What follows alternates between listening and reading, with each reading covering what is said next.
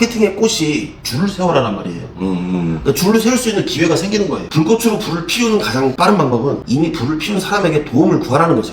우리가 세미나나 그 마케팅 강의 들어 다니면서 다른 참석자들하고 만나서 인맥 쌓고 그 인맥을 우리가 지금 유튜브를 하고 있는 거잖아요. 네네. 퍼널 구조를 이해한 덕에 구독자도 이렇게 나름 많이 확보된 것 같아요.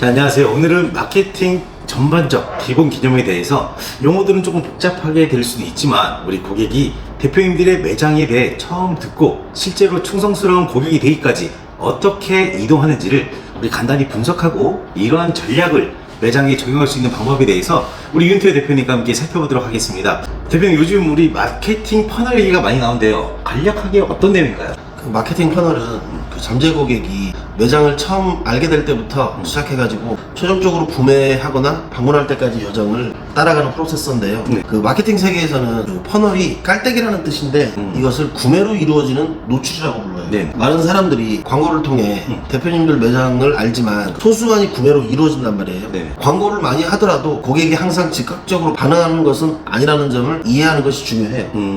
그 TV 광고에 만약에 콜라가 나왔어요. 바로 구매하진 않는다는 말이에요. 마찬가지로 우리는 대부분 그 첫 번째 광고가 나온 후에 서둘러서 구매하진 않아요. 그렇죠. 나중에 뭐 생각날 때 그때 구매하는 거니까 고객은 방문을 결정하기 전에 여러 번 노출되는 게 필요해요. 퍼널은 그 여러 단계가 있는데 첫 번째는 인지도 단계. 그 잠재 고객이 대표님들 매장에 처음 알게 되는 단계예요. 네이버, 구글, 인스타그램, 유튜브, 당근 뭐 이렇거나 아니면 입소문을 통해서 전부 이런 걸 광고라고 볼 수 있는데 그 두 번째 단계는 관심도 흥미. 고객은 대표님들의 매장에 대해 알게 된 후에 호기심을 갖게 돼요. 그 고객은 리뷰를 찾거나 메뉴를 확인하거나 서비스에 대해 말하는 것을 듣기도 하고요. 그 다음에 욕망 단계. 욕망 단계는 여기서는 그 고객은 시험해보고 싶은 마음이 느껴지기 시작해요. 다음에 근처에 한번 가봐야겠다. 식사 계획이 있을 때는 꼭 가서 먹어봐야겠다. 뭐 이렇게 생각할 수 있게 돼요.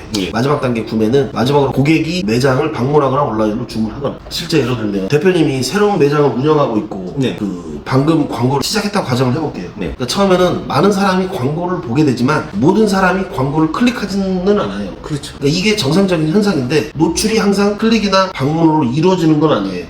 그러니까 경험상으로 광고를 본 사람 중에 1, 2% 정도 실제로 광고를 클릭을 하고 이것을 클릭률이라고 해요. 그리고 실제 매장에 방문하는 것은 더 작아요. 그렇죠. 이것을 구매 전환율이라고 하거든요. 그러니까 이것이 바로 유동인구를 유도하기 위해 대규모 노출이 필요하다는 거예요. 평균적으로 100명에게 광고를 노출하면 단 한두 명만 클릭을 하게 되고 이러한 클릭 중에서 실제로 매장을 방문하는 사람은 또 몇 프로에 불과하다는 말씀인가요? 네. 그 방문자 한 명을 확보하려면 계산해 볼게요. 클릭률이 1%라고 생각을 하고 구매 전환율이 5%라고 가정을 하면 2,000명한테 노출이 돼야 되는 거예요. 너무 압도적으로 들릴 수 있지만 이게 마케팅 원리예요. 숫자 게임이에요. 이거는 너무 작은 거 아닌가요? 이게 끝이라고 생각하면 안 돼요. 그러니까 이게 마중물이라고 생각을 해야 되는데 단골 같은 기존 고객과 오프라인 고객들을 뺀 거란 말이에요. 그러면 블로그 체험단으로 한 팀 오고 스마트 플레이스로 만약 두 팀이 왔다. 단골로 한 두 팀 정도 와 있고 인스타그램으로 또 오는 손님 그냥 직접 오는 손님 한 명 이렇게 하면 5팀이 하루에 고정으로 만약에 앉아 있다고 생각을 해보게요.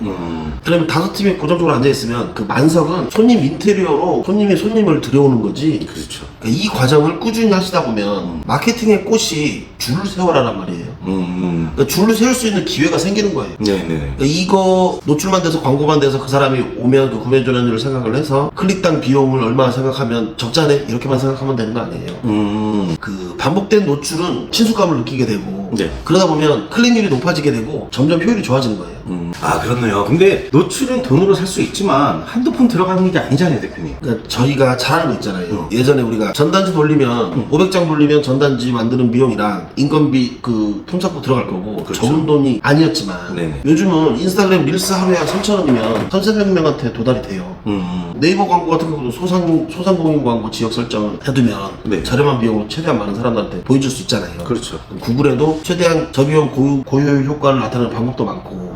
그럼 노출도 노출이지만 클릭률과 구매 전환율을 높이는 것도 생각을 해봐야 되겠네요. 그렇죠. 마케팅 활동을 더욱 효과적 광고로 만드는 그 클릭수라 그 방문수를 늘리는 가장 강력한 방법은 그 매력적인 광고를 제작하는 거겠죠. 그렇죠. 여기에 눈길이 끄는 이미지나 강력한 후킹, 헤드라인, 그 잠재 고객에게 다가설 수 있는 매력적인 컨텐츠를 사용하는 것을 포함을 하고, 그리고 예를 들어 광고를 개선하고 클릭률을 1%에서 2%, 3% 늘리게 되면 매장 방문수는 두세 배로 늘어나고 계산이 나오잖아요. 그렇죠. 그러니까 여기서 핵심은 인스타그램이나 네이버 광고나 구글이나 고객에게 가장 적합한 것은 무엇인지, 효율이 어떤 게 제일 좋은지 실험을 계속 해나가야 되는 거예요. 어떤 실험이 있죠? 그 여러 개 만들어놔서 A/B 테스트 하는 거예요. 플랫폼마다 가능하니까. 그렇죠. 클릭률 확인이 다 나온단 말이에요. 좋은 건 놔두고 효율 안 좋은 건 버리고 새로 만들어서 다시 실험을 해보고, 그리고 그 클릭률을 높이기에는 잠재 고객에게 직간접적으로 관련이 있어야 클릭률이 이루어져요. 그렇죠. 그러니까 무슨 말이냐면 그 맛있는 음식과 영상만으로 아무리 넣었다고 관심이 갈까요? 그 저랑 관련이 없는 거는 엄지손가락 하나 올리는 걸로 그냥 넘어가 버려요.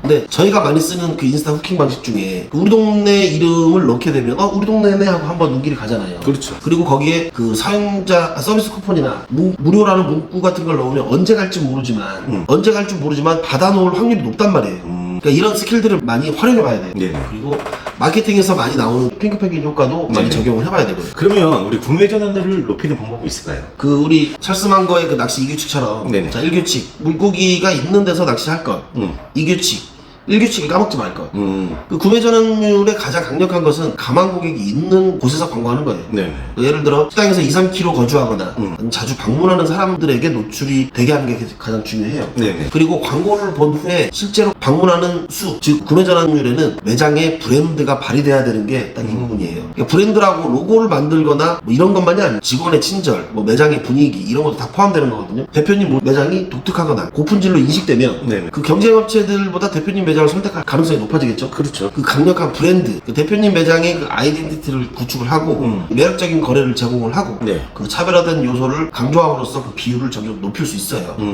그 대부분 고객들이 구매 결정하는 곳은 어디라고 생각해요? 요즘은 당연히 스마트 플레이스가 아닐까요? 그렇죠. 거기에 뭐 리뷰나 뭐 사진이나 메뉴가 다 있으니까요. 실질적으로 매장을 고객이 방문하기 전에 우리가 할 수 있는 일은 플레이스 꾸미기예요. 그렇죠. 그리고 그 검색 엔진 SEO 최적화 다 아실 테지만 그 매력적인 스마트 플레이스를 꾸미는 게 정말 중요해요. 그런 다음에 재구매를 위한 대표님 매장의 브랜드를 만들어가고 성장해 나가야 돼요. 네네. 그러니까 정말 그 자리 잡은 매장들을 보면 마케팅에만 의존하진 않아요. 시간이 지남에 따라서 강력한 브랜드를 구축하는 것을 이해를 더 하셔요. 브랜드가 70이고 게재되는 광고가 30%예요. 네네. 브랜드가 강력해지면 작은 프로모션이라도 지하급수적으로 성장하게 돼요. 강력한 브랜드는 자연스럽게 고객을 끌어들이는 반면 네네. 약한 브랜드는 광고를 아무리 해도 어렵게 돼요. 우린 리뷰만 봐도 그 친절도에 대한 브랜드를 알 수 있어요. 그럼 요약하자면 우리 마케팅 퍼널을 이해하고 매장에 적용하는 것이 중요하겠네요. 그렇죠. 결과를 얻으려면은 대규모 노출이 필요하다는 점을 인식하고 강력한 콘텐츠를 만들어 클릭수를 늘리고 그 다음에 강력한 브랜드를 구축해서 장기적으로 성장을 추진해야 되겠네요. 그렇죠.